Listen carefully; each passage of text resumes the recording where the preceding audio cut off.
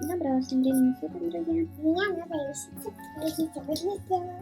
Да, целый день делали вместе с вами. Сейчас что-то выключится.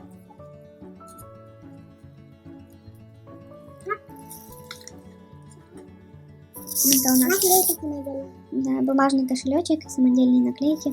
Сегодня а?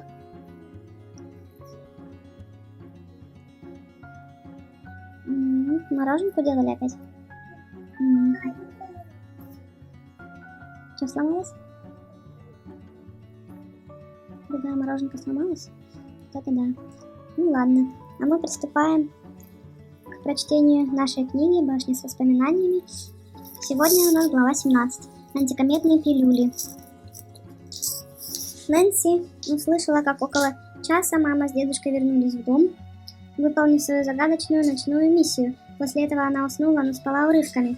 Перед ней бесконечно кружились телескопы, зубчатые стены тюрьмы и женщина в длинном темном плаще. На рассвете она, наконец, встала, быстро оделась и, убедившись, что Виолетта спит, спустилась в аптеку, чтобы скоротать время до прихода Ильма и хоть чуть-чуть облегчить дедушке жизнь. Нэнси принялась подметать без того чистый пол и протирать стеклянные дверцы шкафов, бутылочки и банки, пока они не засверкали, за работой обдумывая, что скажет Ильму. В первую очередь нужно спросить его, не догадывается ли он о причине плохих отношений между дедушкой и мэром. Если добраться до корня проблемы, ответы обычно всплывают на поверхность. Незадолго до 6 в замке провернулся ключ, и Ильм осторожно открыл дверь, но колокольчик, к счастью, всего лишь тихо звякнул, словно выражал недовольство, что его потревожили в столь ранний час.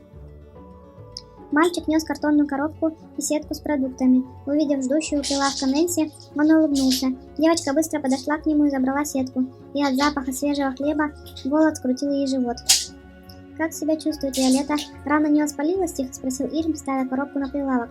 «Все хорошо, просто глубокая ссадина. Думаю, отделалась испугом. Спасибо, что принес продукты», – проговорила Нэнси, ставя сетку рядом с коробкой, на боку которой красовался черный штамп. Производство США.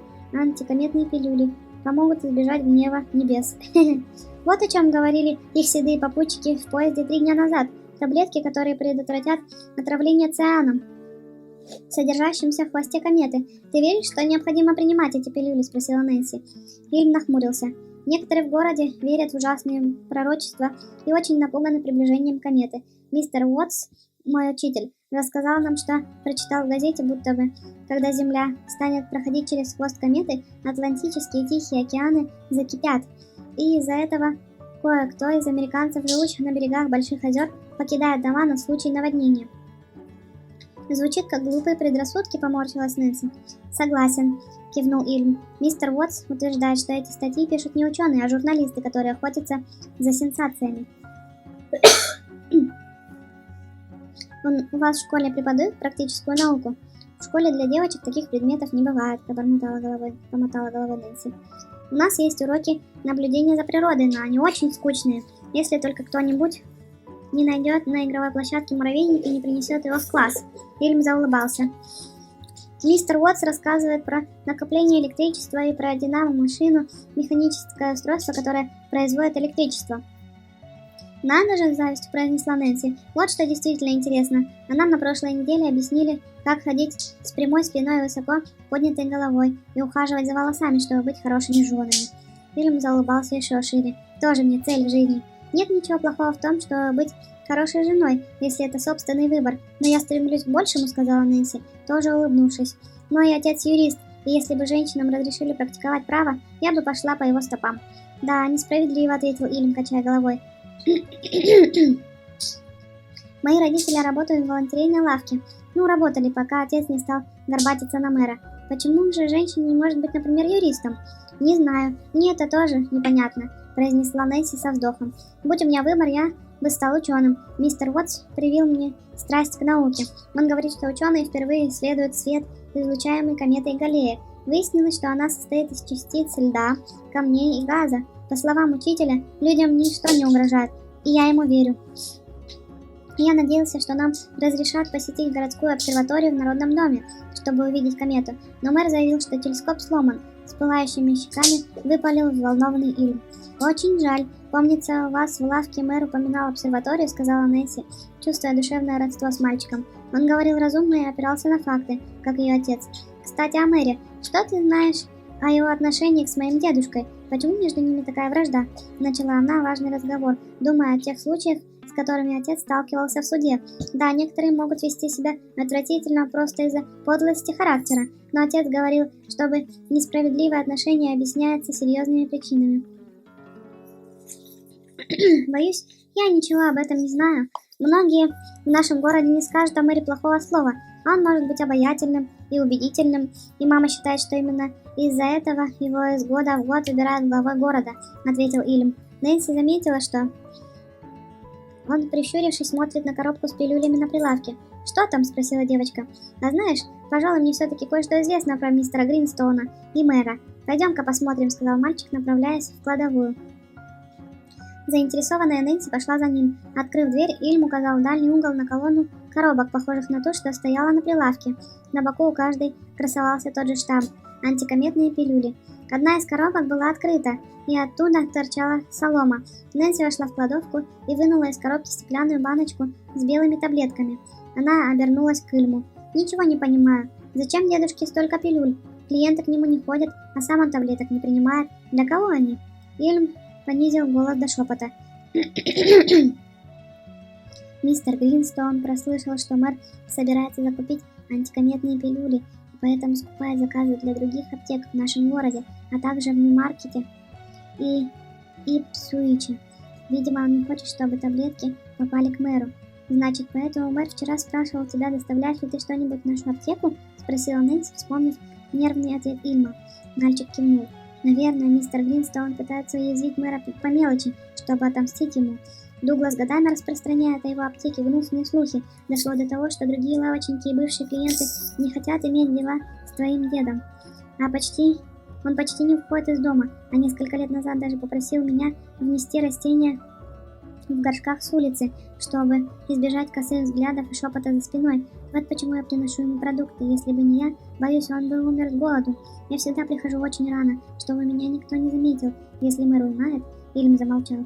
«Спасибо, что ты так добр к моему дедушке», — поблагодарила Нэнси, кладя баночку с таблетками назад, в коробку, и ощущая, как знакомая буря гнева и растерянности закипает в груди. «Я уверена, что мы приехали сюда из-за мэра». Она вышла в торговый зал, торопливо рассказывая Ильму о том, что узнала за последние дни, что мэр когда-то бывал в башенке, что ночью мама с дедушкой носили куда-то пакет, и она видела их в телескоп у стен тюрьмы. «Но как связана ночная прогулка твоих родных в тюрьме с мэром?» — спросил Ильм, облокачиваясь о прилавок. «Не знаю», — ответила Нэнси и встала рядом с ним.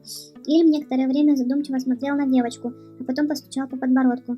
«Так, говоришь, телескоп был направлен на тюрьму?» Нэнси кивнула. «Значит, твоя мама и дедушка еще и следили за ней?» — продолжал Ильм.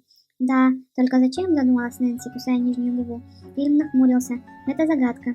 В душе у Нэнси стала расти решимость. Ее привезли в этот дом, где у нее обнаружился неизвестный ей ранее дедушка в бедственном положении. Мать на глазах изменилась до неузнаваемости, и никто, видимо, не понимает, как все эти события отражаются на ней и Виолетте.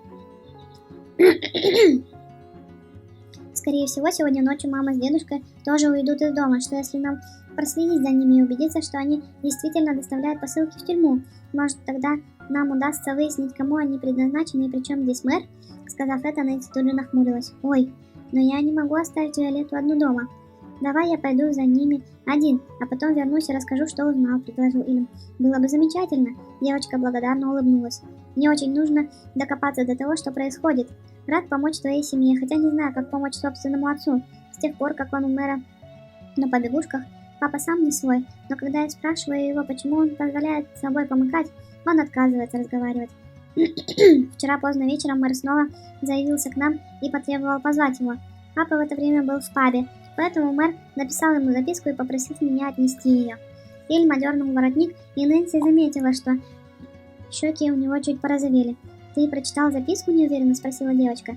«Да», — Ильм поморщился, чувствовал себя при этом как преступник, но не смог удержаться. Думал, так я смогу узнать, что происходит с отцом. «И тебе удалось?» — с надеждой спросила Нэнси. Ильм покачал головой. «Нет, мэр велел отцу забрать его утром на авто в 8:30 и отвезти в Народный дом. Написал, что хочет обсудить неотложное задание». «Как думаешь, это связано с космической вечеринкой?» — предположила Нэнси. «Может быть. Только мэр никогда не приходил к отцу так поздно и никогда не передавал записок, вздохнул Илюм. Нэнси обрадовалась новой зацепке.